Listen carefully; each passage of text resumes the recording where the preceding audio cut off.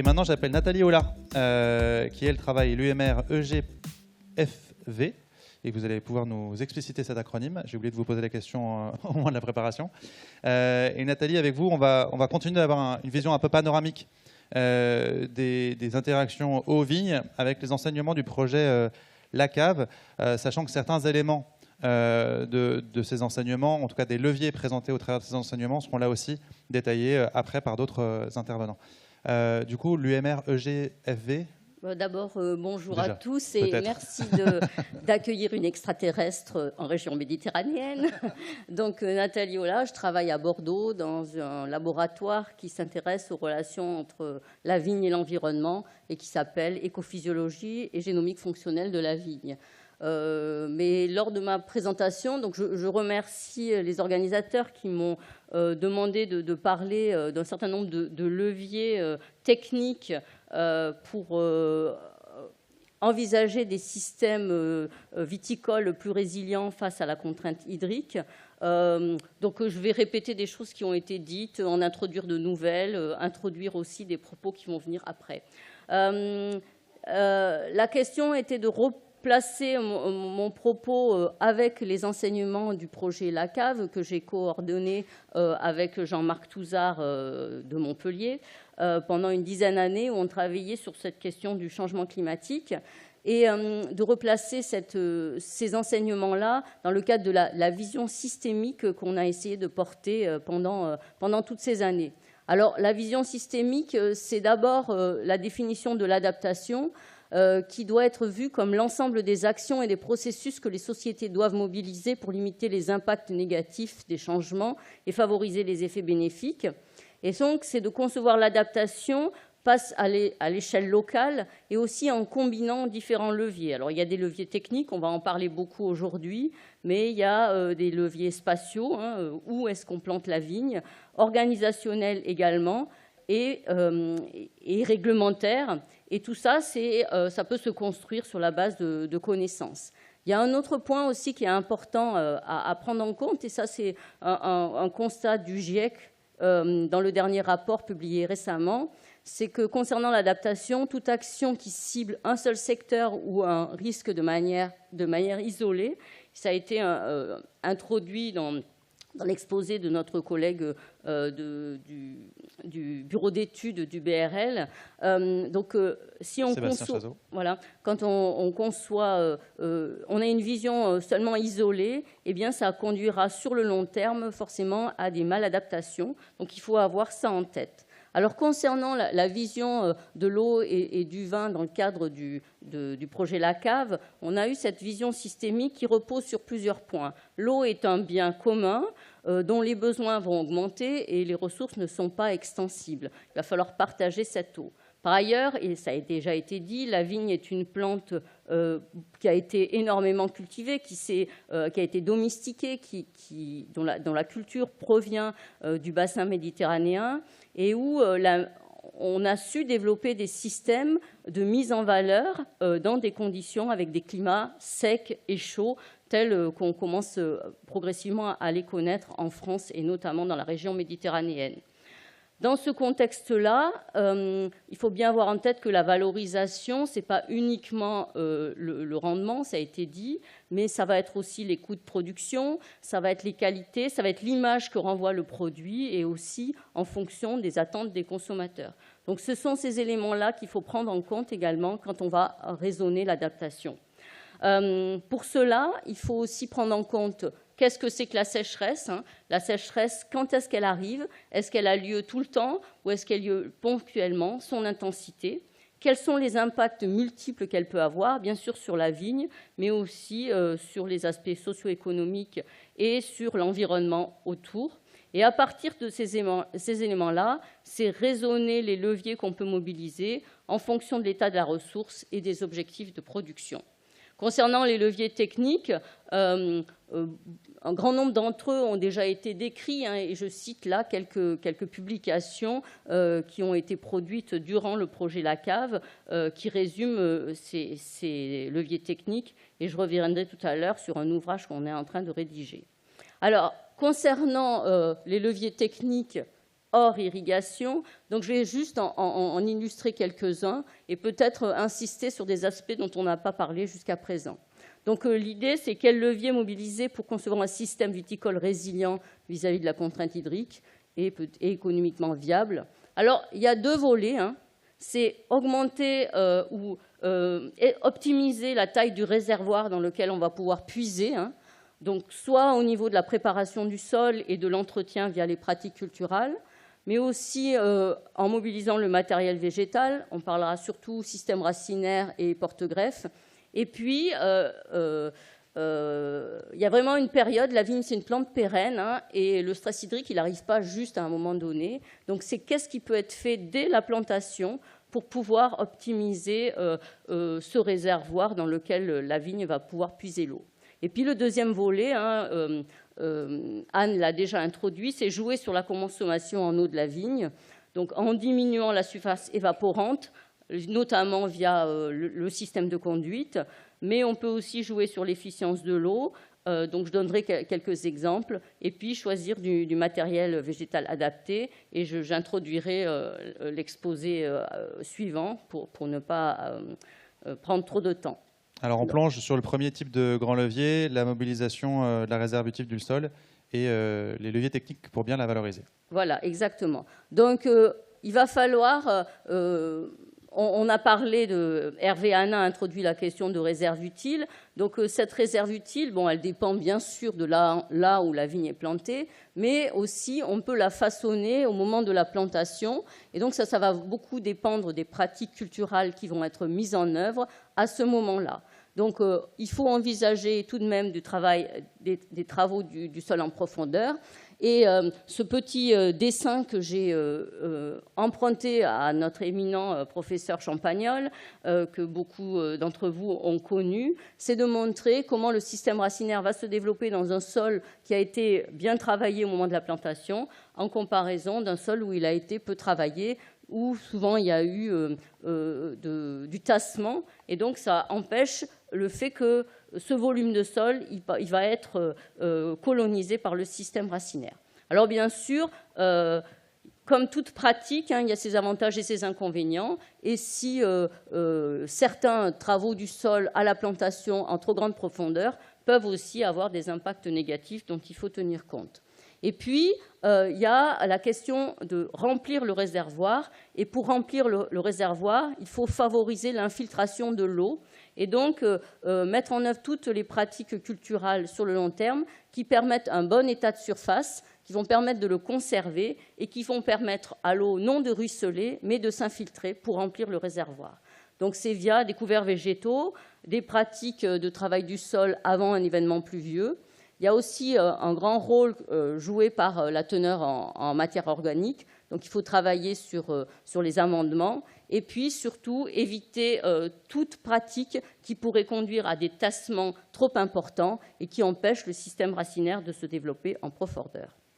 Quand on parle du système racinaire et de la colonisation du sol, même si on sait que le porte-greffe joue peut-être un rôle secondaire par rapport au type de sol et aux pratiques culturales, on sait qu'il y a une gamme d'adaptation des porte-greffes à la sécheresse qui sont représentées ici, je ne rentrerai pas dans les détails, et qu'une partie de cette capacité d'adaptation à la sécheresse par les porte-greffes va être liée à la colonisation du sol par le système racinaire. Alors malheureusement, il y a peu de travaux qui existent, un peu de données sur ces capacités des systèmes racinaires de différents porte-greffes à explorer le sol, mais des collègues sud-africains ont de longue date fait des profils de sol.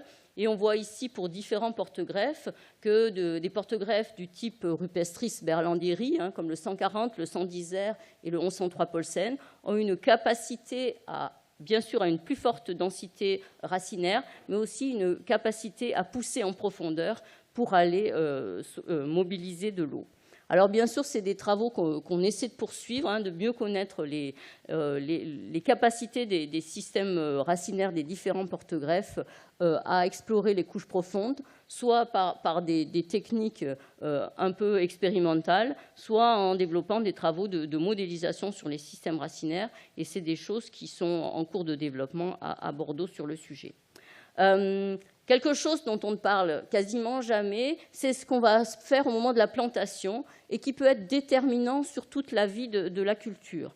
Et donc, c'est quelque chose sur lequel je souhaite insister, qu'on n'a pas travaillé dans le cadre de la cave, mais dans un autre projet qui a été financé par le Plan national de dépérissement de la vigne. Et donc, je pense qu'il y a de lutte contre le dépérissement, peut-être? Je pense que c'est tout. Il y a pas beaucoup le Plan de choses national qui sont de dépérissement, liées. mais les plans de lutte contre le dépérissement. Oui.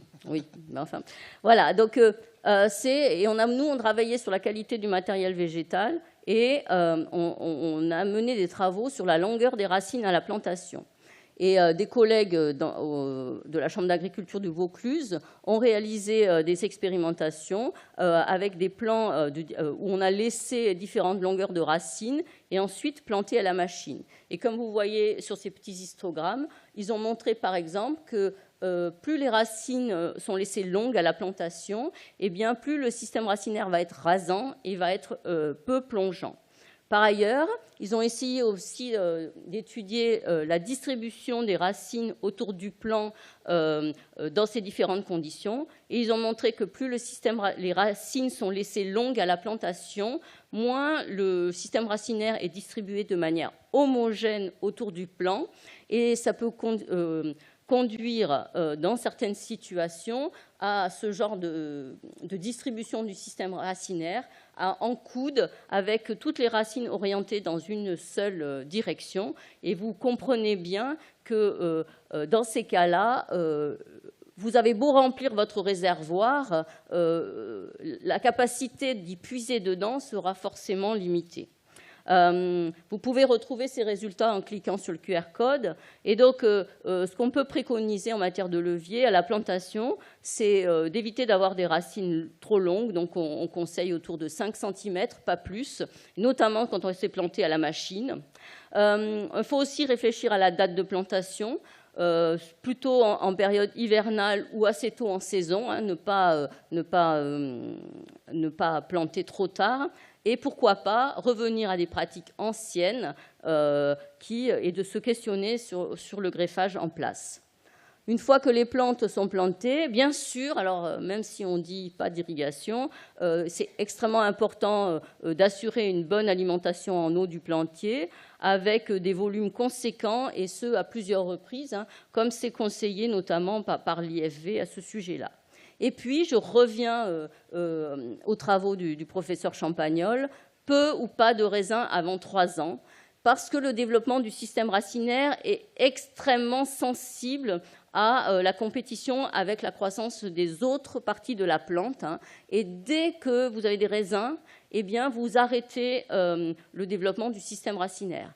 Et c'est bien ce qui est dit dans le livre de François Champagnol. Durant les premières années de la vigne, la croissance racinaire peut être ralentie si l'approvisionnement en sucre est insuffisant.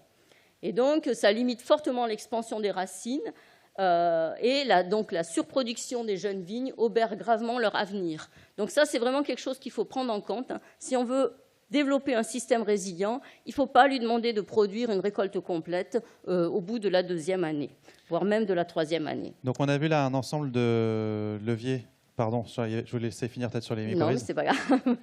Donc il y a aussi ces aspects en lien avec les micro-organismes du sol qui pourraient certainement contribuer, mais pour lesquels il y a assez peu de résultats. Et j'imagine que dans le futur, c'est une voie qu'il faut explorer. Donc je disais, oui, là on vient d'explorer donc, tous les leviers, en tout cas un certain nombre de leviers au moment de la plantation, qu'on n'avait pas d'ailleurs abordé jusqu'alors, donc il était important d'y revenir. Et là maintenant, il faut se poser la question aussi de comment jouer sur la consommation en eau de la vigne une fois plantée.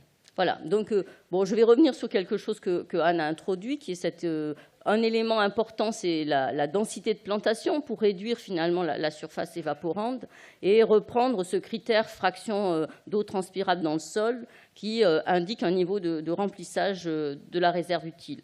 Alors, des travaux de modélisation qui ont été réalisés par mes collègues à Montpellier montrent l'effet de différentes densités de plantation, ici 2500, 3300 ou 5000 cep par hectare, et différents niveaux de réserve utile initiale, soit 100 mm, soit 200 mm, soit 300 mm, et de voir comment ces différentes densités de plantation influent sur le niveau de remplissage de la réserve pendant la période de maturation.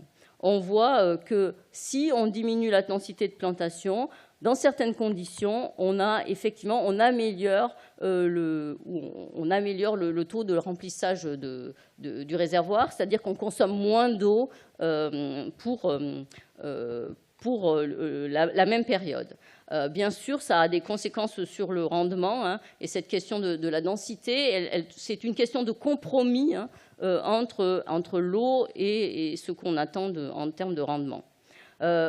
Adapter le mode de conduite pour réduire la surface évaporante, hein, il y a tout ce qui relève de la hauteur de rognage ou des effeuillages apicaux plus ou moins intenses, et on sait très bien qu'en limitant la hauteur de rognage, on peut diminuer la surface évaporante.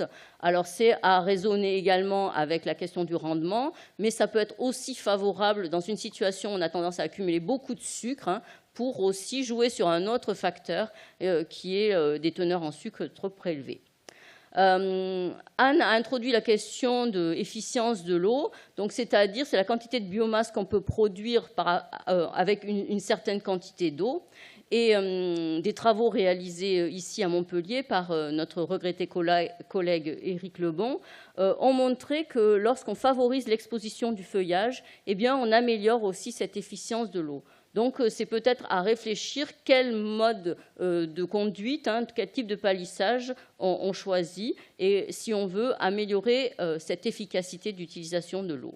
Et pourquoi ne pas réfléchir à ce qui fait que ce gobelet qui a été la pratique culturelle la plus utilisée et qui est encore très utilisée en région méditerranéenne, quelles sont ses caractéristiques qui font qu'il est bien adapté à ces conditions contraignantes. Il y a des travaux de recherche à faire pour le comprendre, mais c'est aussi des questionnements qu'on doit avoir pour la réduction pour les économies d'eau. Et pour terminer, le choix du cépage, donc c'est une petite introduction à l'exposé suivant. Il faut d'abord définir ce que c'est que l'adaptation. Donc un cépage adapté, il faut qu'il puisse limiter les baisses de rendement, on va dire ça comme ça, maintenir la qualité et assurer la pérennité des souches. Et ça sera forcément une définition multicritère, parce que, rappelez-vous, au début, j'ai dit qu'est-ce que c'est que la sécheresse, hein. Donc quels sont les scénarios de sécheresse? Est-ce qu'on a une sécheresse tout le temps? Est-ce qu'on est dans des situations très sèches? Ou alors c'est épisodique, ou c'est une période de l'année? Et ça va vraiment être important. Donc on peut utiliser pour décrire l'adaptation à la sécheresse des paramètres agronomiques, hein, c'est ce qui est le plus près de la réalité, ou des paramètres physiologiques, tels que les travaux qu'on a réalisés à Bordeaux par Marc Plantevin, mais aussi Marc Gaudi, qui est dans la salle, permettent de caractériser un peu la régulation stomatique. Et on peut commencer, à partir de ces paramètres, à établir des classements des différents cépages. Et ces classements, malheureusement, il manque beaucoup. On n'a pas quand même une vision globale de la réponse à la contrainte hydrique des différents cépages.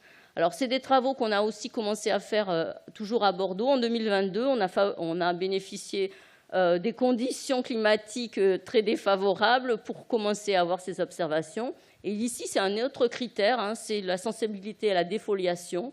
Et on voit bien que sur une parcelle où on cultive 52 cépages différents, eh bien, en 2022, on a toute une gamme de défoliation avec des variétés qui ne se sont absolument pas défoliées, comme le Colt ou Malbec, le Cabernet Sauvignon un peu moins. Et puis, la Syrah a présenté plus de symptômes, et des cépages portugais tels que le Vignao ont été vraiment très affectés. Des collègues ont essayé de tenter de définir qu'est-ce que serait qu'un idéotype élite de cépage plutôt économe en eau, hein.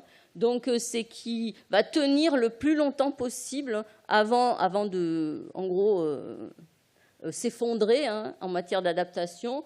Et donc, il vise des transpirations maximales plutôt faibles, hein, une capacité de régulation des stomates et une marge de sécurité hydraulique importante, c'est-à-dire qu'avant que les flux hydriques soient stoppés dans la plante, eh bien, la plante puisse fonctionner le plus longtemps possible.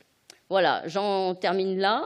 Donc, il existe quand même de très nombreux leviers à combiner dès la plantation, hein, et je pense que ça, c'est extrêmement important d'intégrer cette phase-là dans la réflexion, et aussi via les pratiques annuelles pour concevoir cette viticulture plus résiliente. Et c'est une vision forcément sur le long terme. Beaucoup de ces résultats issus du projet La Cave et d'autres sont en cours de rédaction. On est en train de les rassembler dans un ouvrage qui paraîtra d'ici la fin de l'année aux éditions Quoy. Merci. La vigne, le vin et le changement climatique. Merci beaucoup, Nathalie. Attention à vous. Merci d'avoir complété cette vision systémique. On comprend bien que c'est une combinaison de leviers qui permettra de rendre le système plus résilient.